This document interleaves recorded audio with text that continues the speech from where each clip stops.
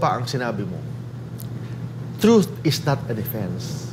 Kasi sabi ng bata, for example, oral defamation, dalawa klaseng oral defamation. You make a statement, false statement, or malicious statement. Dalawa yan eh.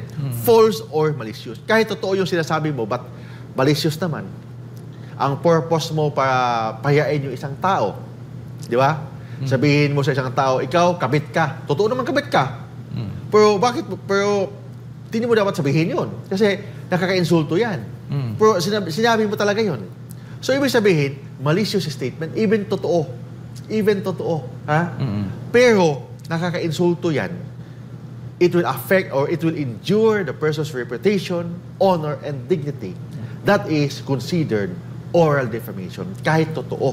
Kasi in oral defamation, dalawang klase. Pag sisinungaling, o kahit totoo, basta malicious ang sinasabi mo, still considered as oral defamation. Ayan.